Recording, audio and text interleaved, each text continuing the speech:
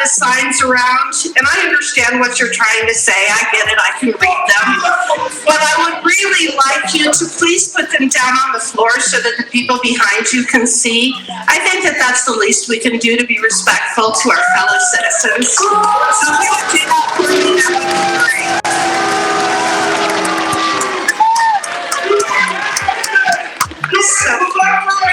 So it's so wonderful to be back here, as I indicated. This is my 74th town hall in the last 3 years. And I'm in Wyoming. I do a town hall in every county in the state every single year. Now, I go to a lot of other meetings and a lot of other opportunities to visit with our businesses and things. But I really like the opportunity to do town halls because it lets me come here, give you an update on what I'm doing back in Washington, D.C., and then I'm going to give you an opportunity to ask me questions. Before we get there, however, I get it that there are people here who dislike me. There are also people here who want to hear what I have to say.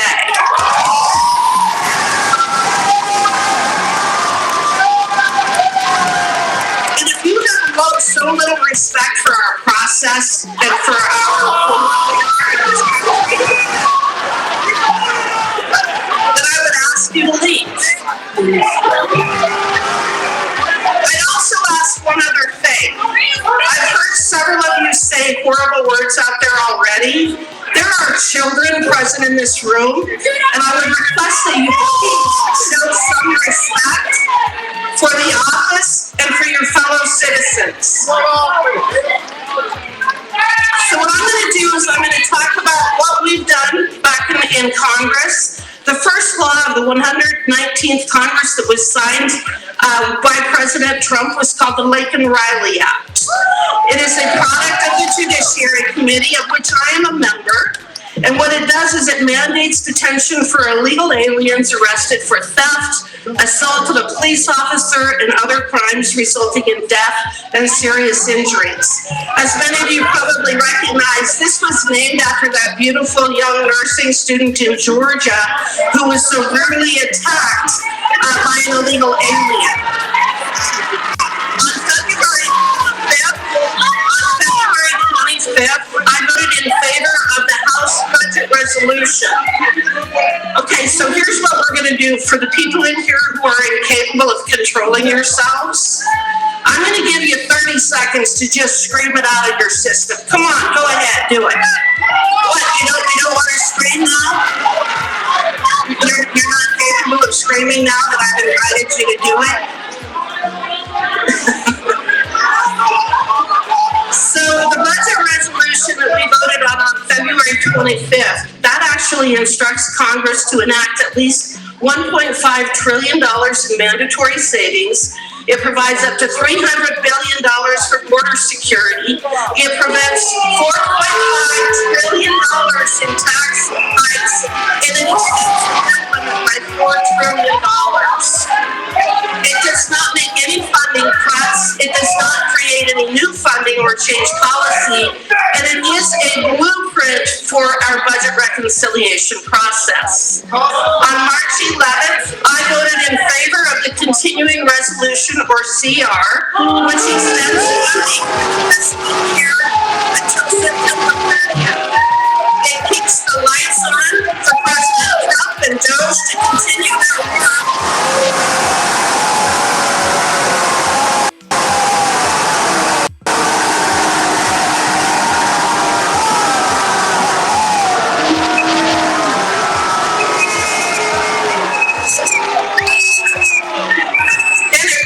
The Democrats' efforts to create a fiscal year 25 omnibus by freezing spending in an inflationary environment.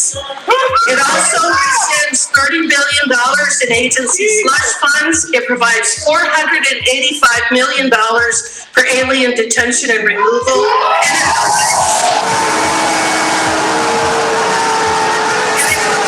it provides for our junior enlisted men and women. In terms of what I have specifically been doing, I am on the Judiciary Committee and the Natural Resources Committee. on the subcommittees on the administrative state, regulatory reform, and antitrust, and I'm also on the subcommittee on constitution and limited government. Resources Committee, I am the chair of Water, Wildlife, and Fisheries, and I'm also on the subcommittee on energy and mineral resources, both of which are very important to Wyoming and the industries that we have here. I have also been selected as the RSC's Article 1 Task Force, and our mission is to reclaim Congress's legislative authority in the wake of the overturning of the Chevron decision. Our agenda is to enact reforms scaling the size and power of the administrative agencies and to professionalize the institution of Congress. In the 119th Congress, I have introduced 23 bills and I've co-sponsored 94 bills. There are 106 bills that passed the House, and also one bill, the Lake and Riley Act, has become law, as I mentioned a moment ago. I also continue to champion legislation that is specific to Wyoming, including my bill to delist the grizzly bear and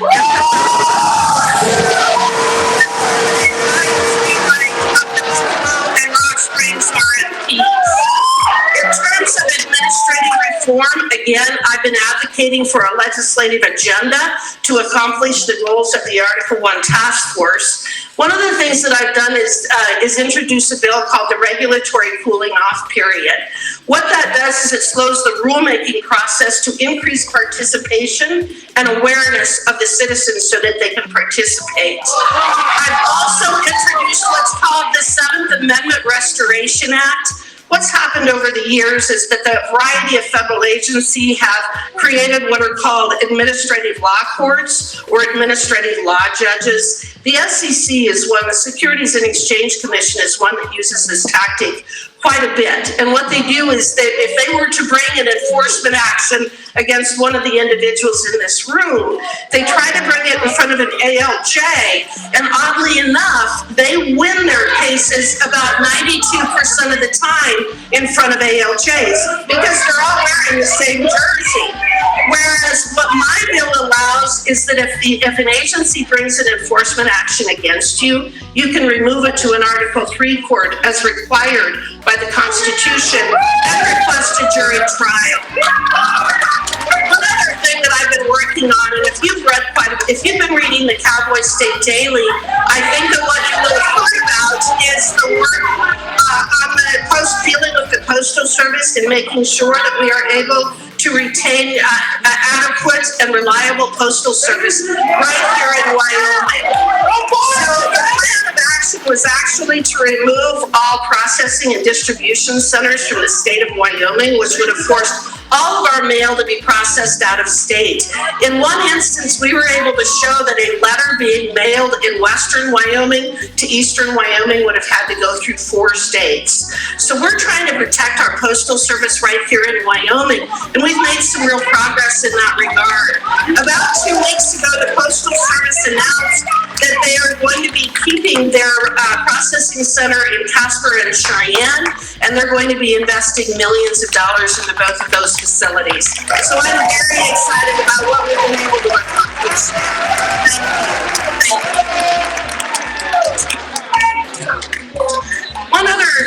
A couple of other things that I've been working on. As you know, the BLM has been working on both the Rock Springs RMP and the Buffalo RMP. Both of those are very destructive to the future of Wyoming.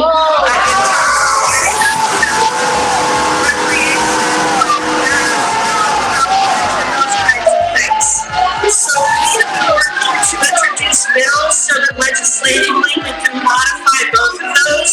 What I was very pleased about is recently the Secretary of Interior has withdrawn both of those RMPs and will hopefully be making some very important changes to them.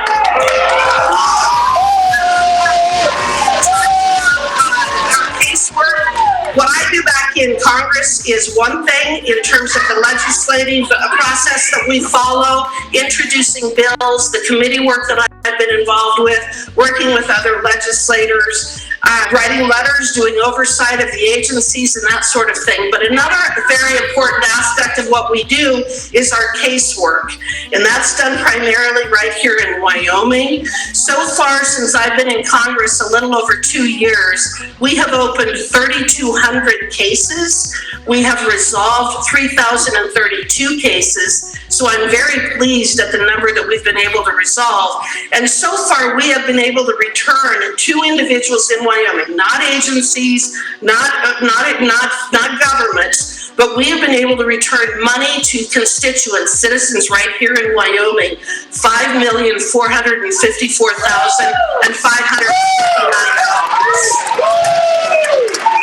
Those are cases involving the DA, the IRS, the Social Security Administration, ATF, that sort of thing. So I'm very pleased that we have been able to put money back in the pockets of individuals right here, money that was wrongfully being withheld by a variety of federal agencies. What are you doing? So that's a brief summary of some of the work that we've been doing.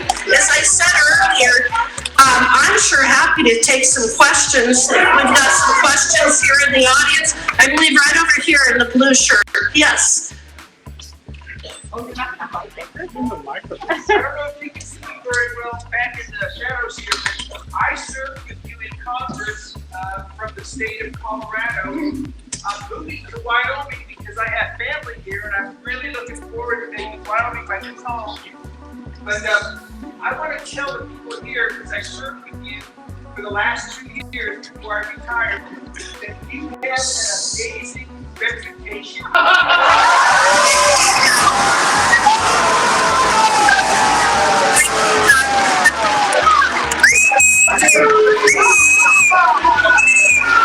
Would you please show some respect for your fellow citizens? This is how you conduct yourselves?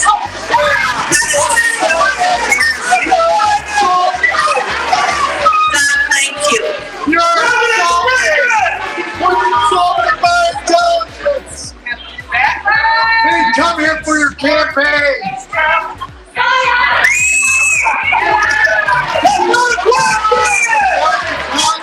Thank you, Doug. I don't think that they're going to show the same respect that they should. Oh, yeah. Questions? You're insulting us. Right over here. Oh, yeah. Take them all up front.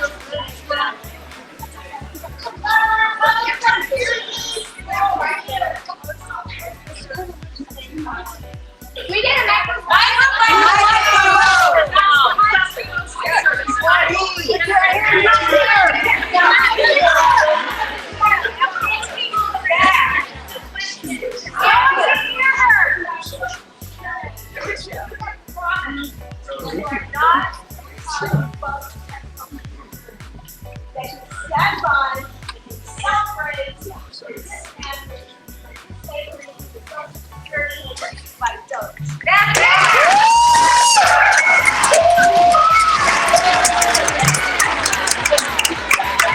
So the question was about Social Security, and what she's accusing me of is standing by while it is being dismantled by those.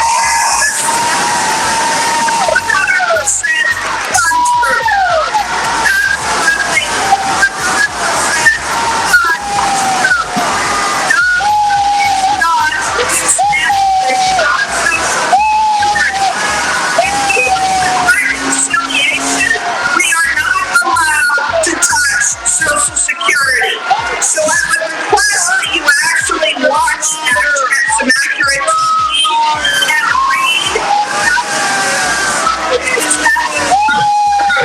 in terms of Social Security. President Trump has repeatedly stated that he is not cutting Social Security. It is not in reconciliation. It is not part of the CR. It is not part of the budget resolution. That is untrue. Right over here. I'd like to thank you very much for showing up. I think it's very important that our elected members of Congress are here and they show for their people. I have a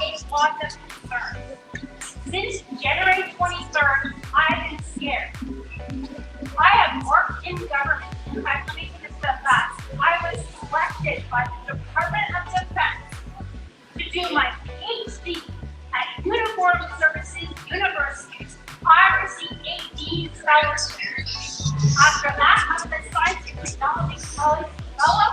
I worked with a bunch of I worked with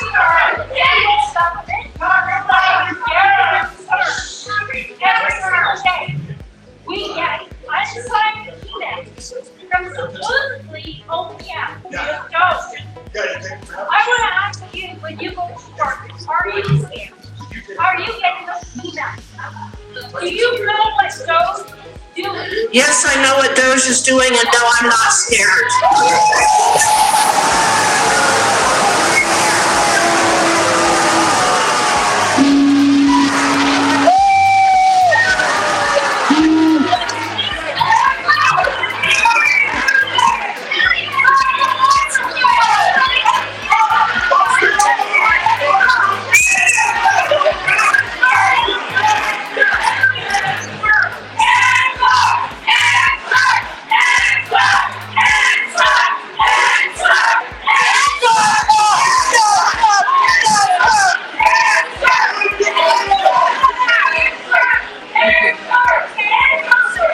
She asked me if I was scared and if I knew what Doge was doing, and I said no to both. I answered.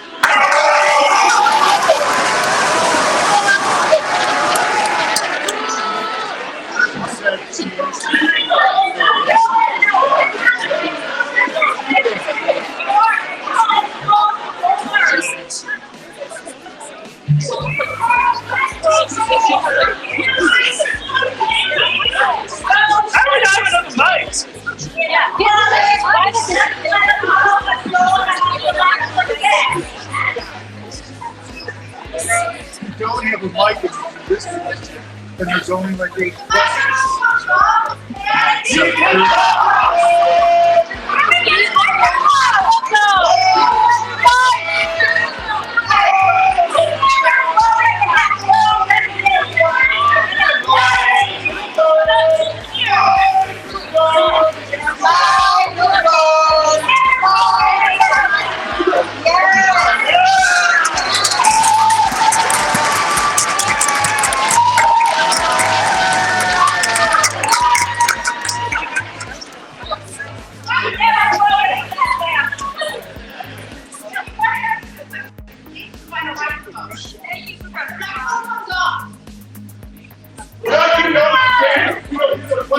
If you're paraphrasing,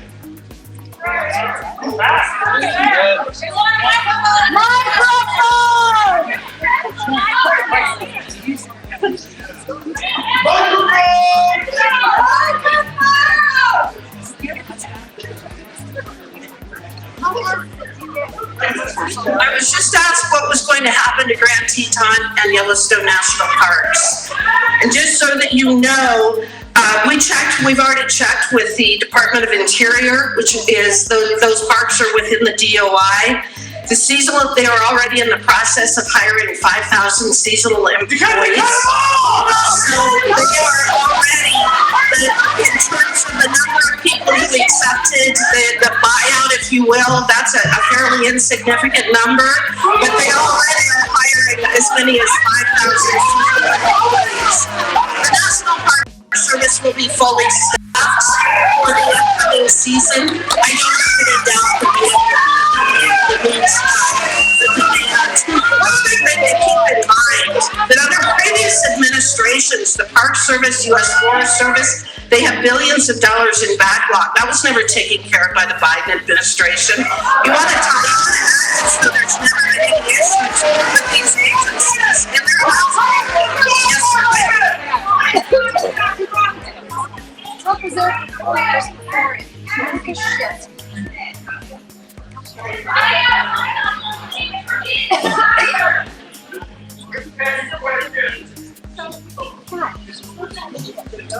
The question was about the continuing resolution, and he's asked about where is the money for all of the individuals that have been fired. It still remains in those agencies. What happens with Congress is we appropriate money for the specific agencies. Here's the only thing that DOGE has done, which is it's so bizarre to me how obsessed you are with federal government. But here's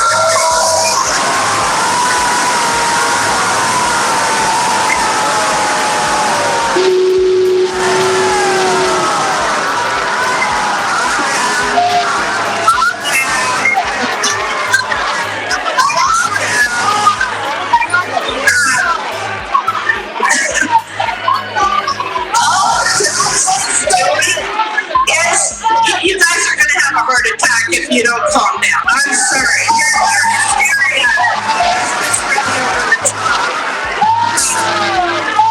what Dallas is doing is it's the closest thing to zero-based budgeting. Why would you be opposed to us looking on a line-by-line basis?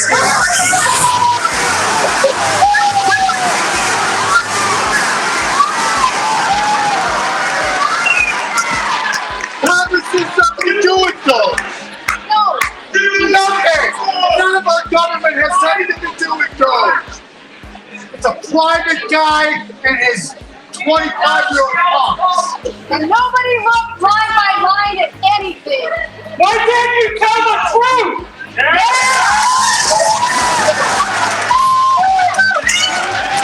Linda Devine has asked that we just professionally and respectfully have a dialogue. I very much appreciate that. I would like that as well. So, all I can do is request that people show respect for each other so that I have the opportunity to answer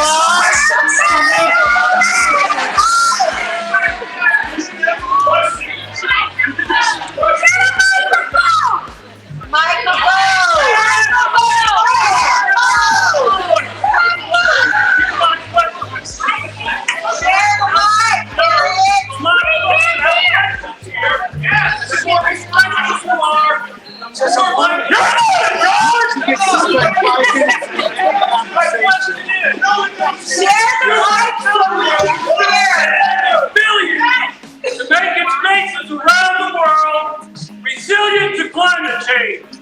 Why isn't the U.S. government helping our communities do the same?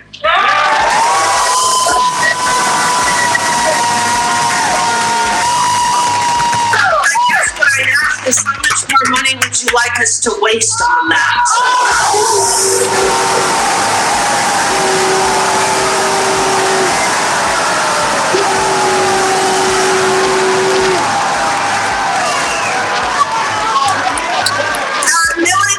Is to protect the homeland and great things. The entire climate change hysteria.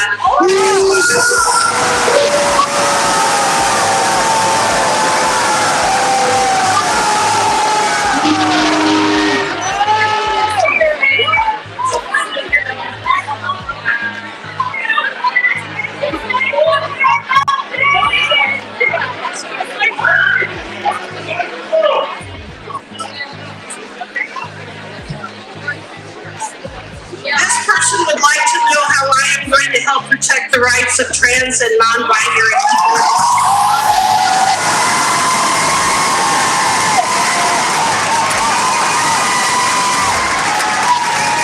I don't even know what that means.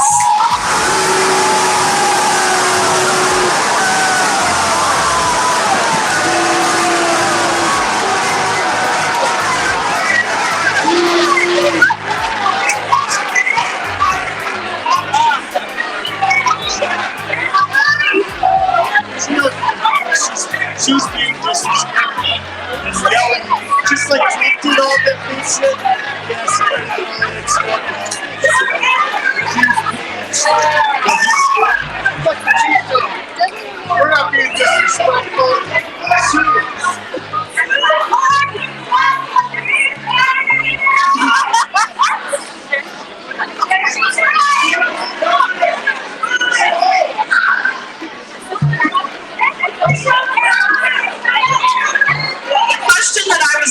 Was about the wind development projects that are going out west of town.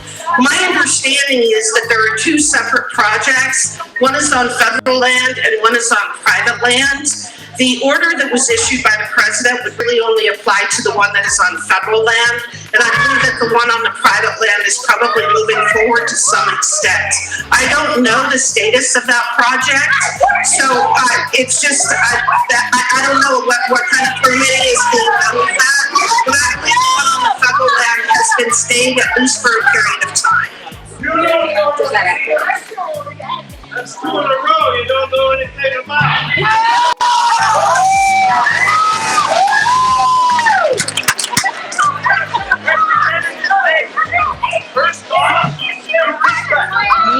Do this every day for a living and don't want to try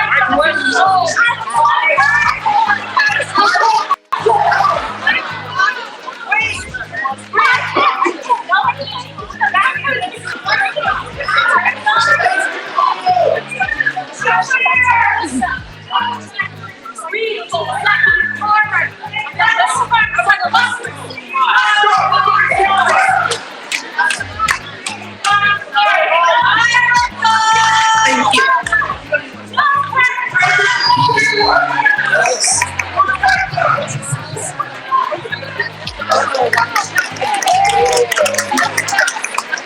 Representative, first off, thank you for taking the time and making yourself available to your constituents.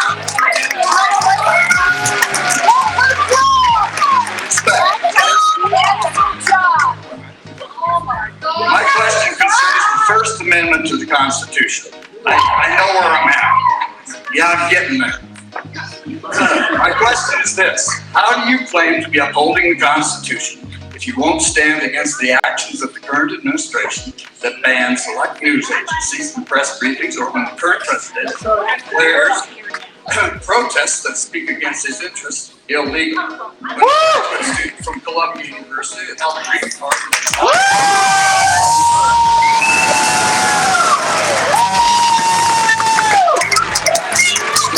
jail for illegal protest.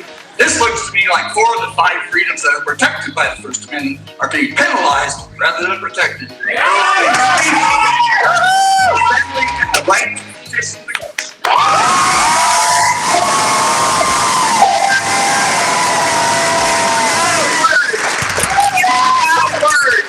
The word is peaceably.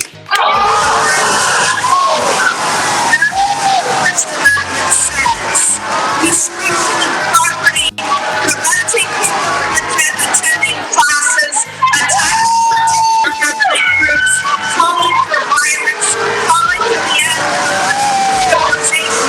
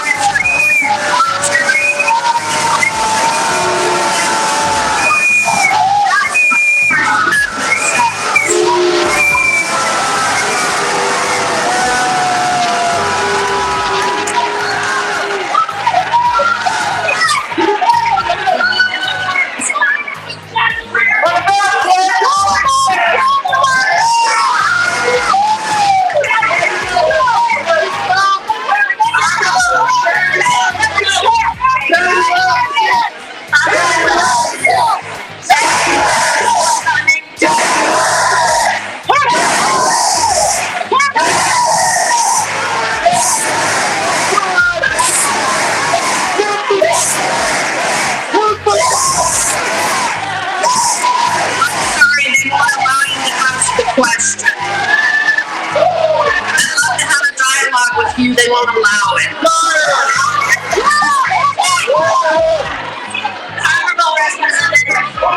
Honorable Representative Hageman, thank you very, very much for being here today and doing town hall. I am a registered Republican. I do not agree with a lot of what's going on, but what I wanted to say was thank you for the wonderful words that you said about our honorable and past Senator Al Simpson. He's amazing, and you really said beautiful things about him. One of the things you said was about his bipartisanship. Can you please, I am asking you, please, can you carry that forward for Wyoming?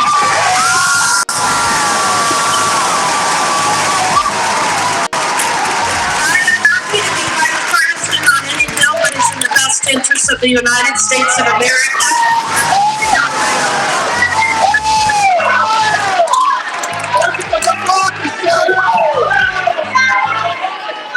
This is ridiculous. Walk out. Thank you, Harriet, for all you're doing. Thank you for your work on the weaponization of government committee and thank you for educating people on Article 2. I have two questions for you. The first question is, how do we get Doge here in Laramie, Wyoming?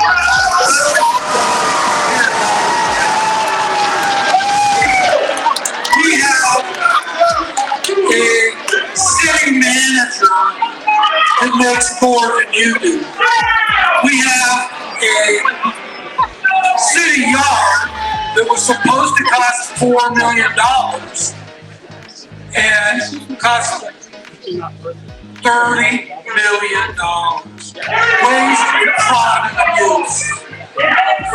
Second, how about election integrity? Election integrity is extremely.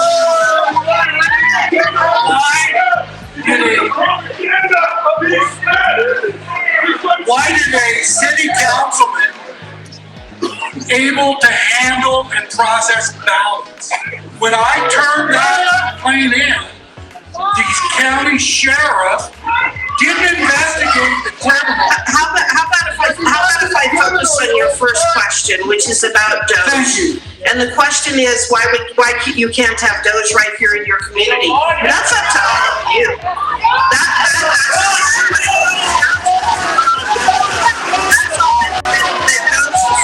And that's all that this effort is about, is accountability with these various agencies. So my view of government is that's work for the people. Whether it's the federal government or the state government or the local government, every one of you should be able to ask questions. And that's why I think that Doge is such a brilliant thing.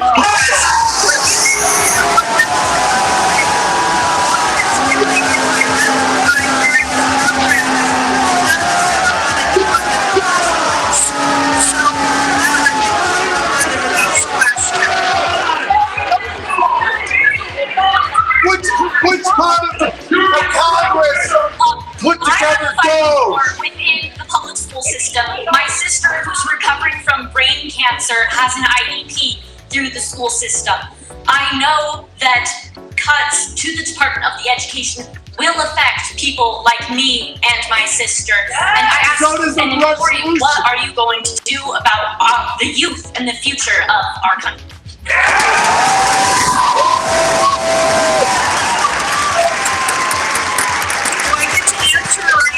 Street. I'd like to have dialogue with this one for young person. I appreciate the fact that they're here. So what my response to that is I understand exactly what you're talking about, Section 404 of the Education Act. And one of the things that I think is very, what did I say, 404? I'm at 504. My sister was a special ed teacher and the IEP coordinator for the junior high right here in Laramie. Did an excellent job over the years.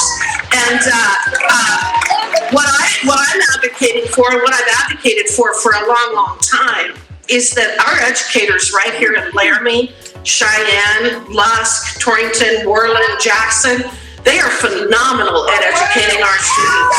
Our teachers are phenomenal. We have great administrators. I'm an example of what it was, what an education was like prior to the Federal Department of Education even existing. I have signed on to a bill that would specifically block grant money to the states so that they have the ability to manage their education system. We have a phenomenal superintendent of public instruction. We have people who care about education in this state, and I think that with the block grants, we will actually be able to do a better job and provide more services to our students, whether they have an IEP or not, because we will have better funding, more funding available. Because the Federal Department of Education spends about $280 billion a year, and only approximately 25% of that goes to education. If we bring that money back to the state of Wyoming, the state of Wyoming will be allocating that money to be able to make sure that we can continue to educate our students.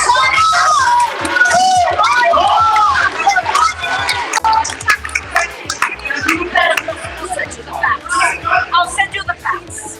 I'll send you the facts. I'll send you the facts. And then I'll send you the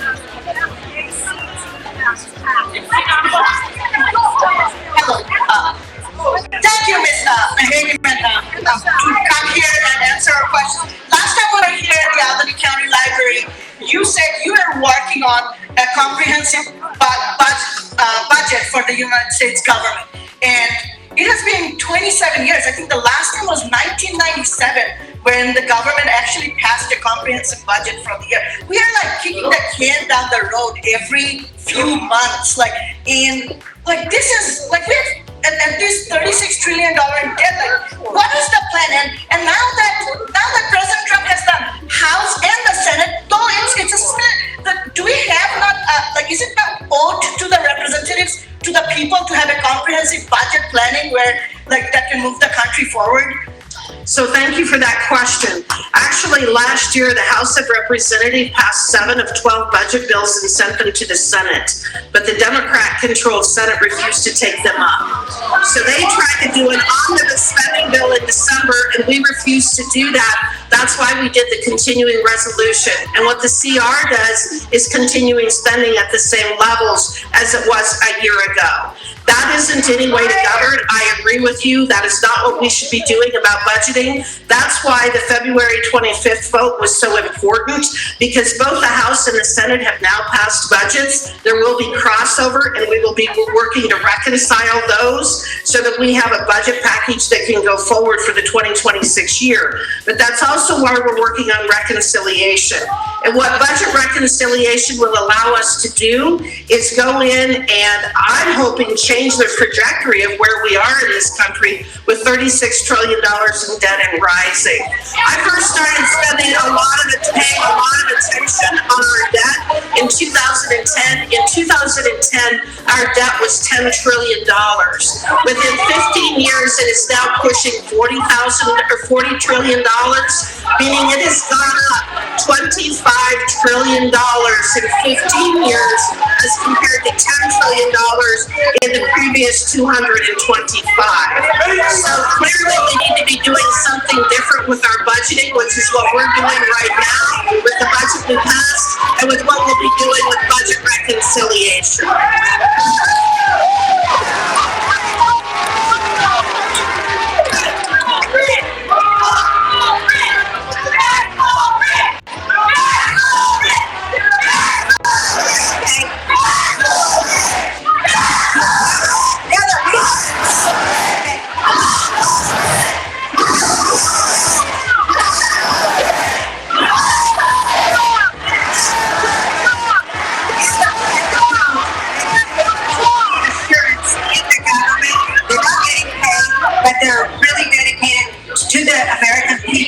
To make sure that the money is going to the right places. Now, how are we going to keep that in place?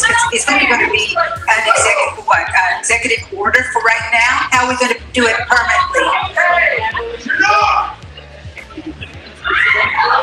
The question is, how are we going to make those permanent, which is a really good idea.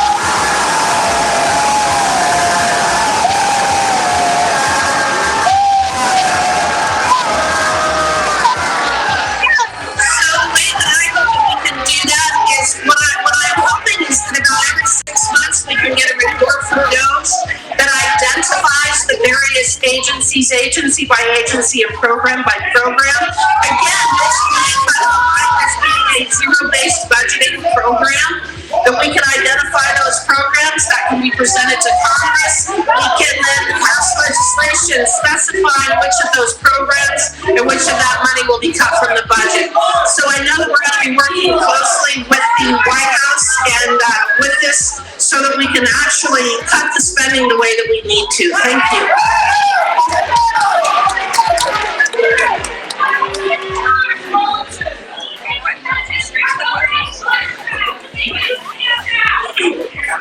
I worked for the U.S. Department of Agriculture, helping Wyoming family farmers deal with drought. Until I was fired, mass firings, and despite only having the highest marks in my performance review.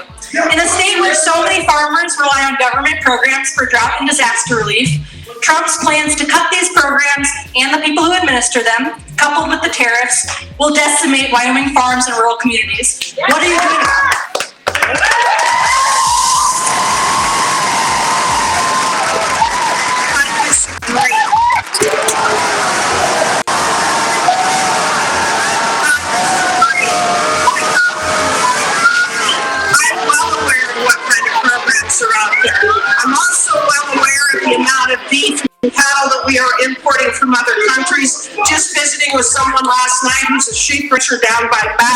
and how they're being decimated by the New Zealand lamb that is coming into our country. So when you talk about these things, first of all, you're talking in generalities, and I haven't seen it, and I don't think that we will see it. I think that farmers are going to be able to actually thrive in an environment where they are not so overregulated by the federal government.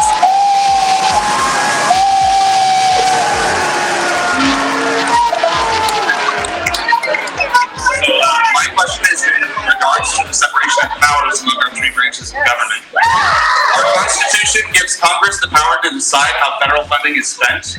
Congress is also given the power to implement tariffs. However, Trump declared a national emergency of fentanyl coming from Canada to circumvent Congress and implement tariffs. Likewise, Trump and DOJ are dismantling agencies and funding without congressional approval. Our judicial branch is another check on power. Yet just yesterday, the Trump administration defied a federal court order and is now calling for the judge to be impeached. Are you comfortable with giving so much of your congressional power to the president, including any future presidents? And will you be voting to impeach judges as Trump demands?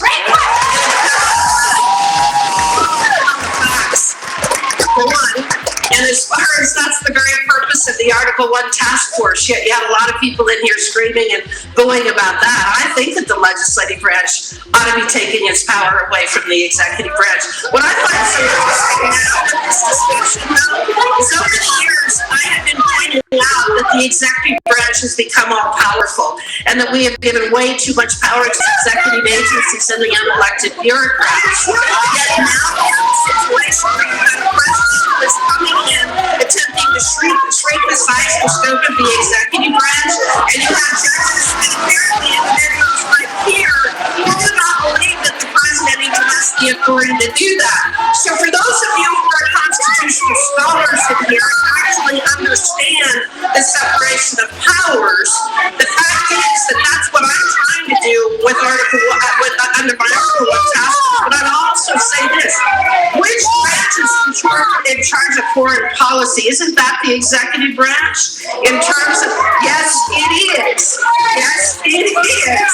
So you don't get to pick and choose which part you're going to say that you like, that the executive branch gets to do this, or the legislative branch gets to do this, or the judicial branch gets to do this. All three of us are supposed to stay in our lanes. What has happened is that the executive branch, apparently with the support of some of the people in this room, has so expanded its authority beyond what it was ever intended to be by our founders that it's now time that we rein it in. That's what President Trump is doing.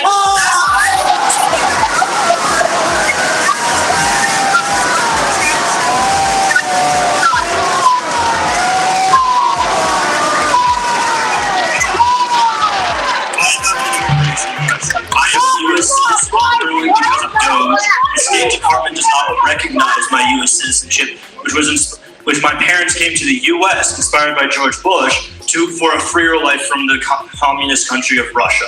I fear that the oversight that DOJ has over every federal agency leaves cracks in where U.S. citizens are hurt in the process of getting. It's not a matter of oversight, it's zero-based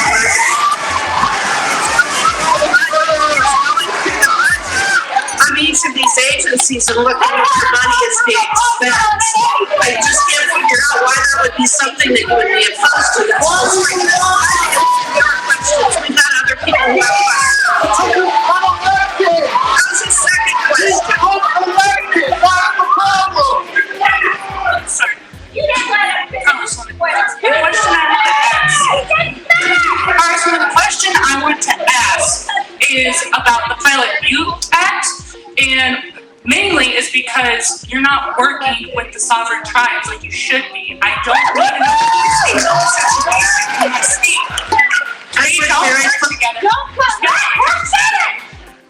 I've worked very closely with the sovereign tribes. I have a very good relationship with both the Eastern Shoshone and the Northern Arapaho, and I've been working with them for the last 2 years. The Pilot Butte project is a power plant that was going to be scrapped. It is not on the reservation. I respectfully disagree with you. It is not. Of course it is. So I disagree with you.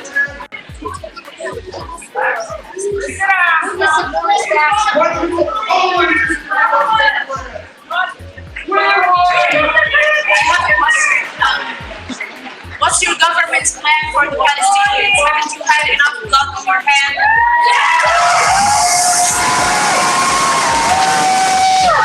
I'm going to support Israel.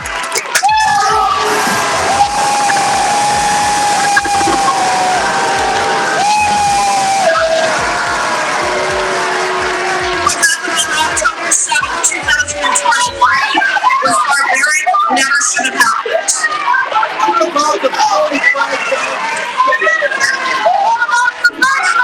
Thank you. So earlier you were saying that you support the U.S. Postal Service, but according to the public record of what you have actually voted on in Congress, you've consistently voted against protection for our Postal Service, H.R. 1473, as well as 1416, 1310, and 1249. So you're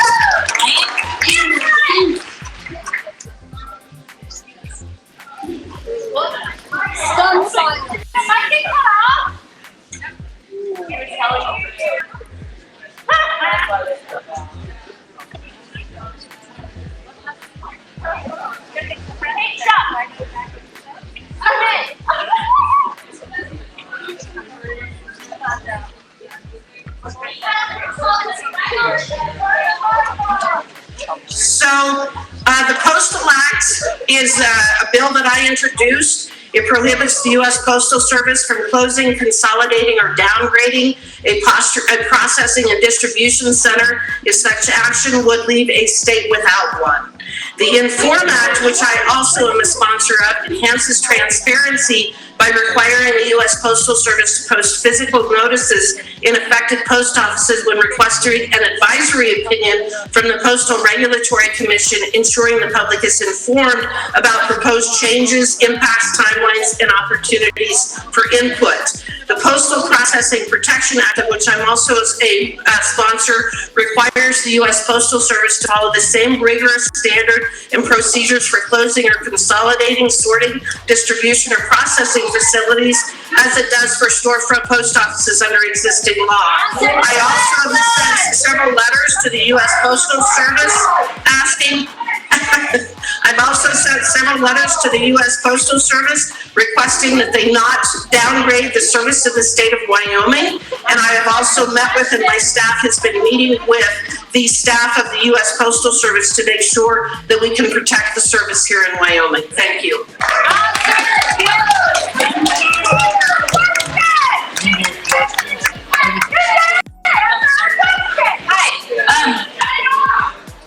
Representative, I have a question just to follow up on the one the young woman asked earlier about agriculture in this state. I work for a private company in agronomy and seed sales, and I do work with producers on the eastern edge of this state that are wheat growers that are concerned about the retaliatory tariffs from China, because that is reducing demand and that is bringing price down. What are you going to do to help bring certainty back to those producers and back to the general public? That's a good question, and I think that this current situation is we don't quite know how that is all going to play out. But what I do believe is in the long run, the United States is going to be in a much stronger position on all of the issues that we are addressing in terms of these tariffs. Again, associated with fentanyl, the invasion of our northern and southern borders. These are things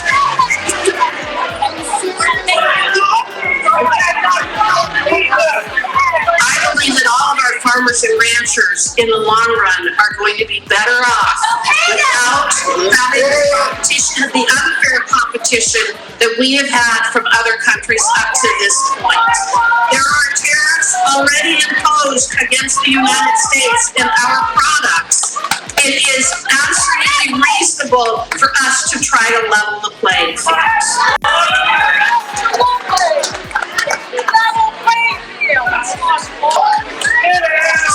I just want to thank you for, my name is Rebecca and I am from Teton County. I just wanted to thank you for exposing what was going on in Teton County with ICE.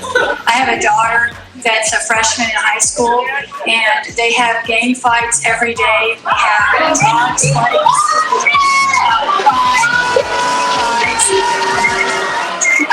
and I know that President Trump has really toughened up immigration. prosecution. What can we do about these judges that are overreaching their prosecution and trying to explain to them what can be done? The judicial system right now, this is just gonna have to play out. That's all I can say. They're going to have to appeal the decisions, and then I believe that the higher courts absolutely will reverse the lower court decisions. So much of what we're seeing is just simply, I think, political decisions that are being issued. And I appreciate your sentiment in that regard. I believe that it is very important that our states and our local governments work with and cooperate with ICE and other federal agencies.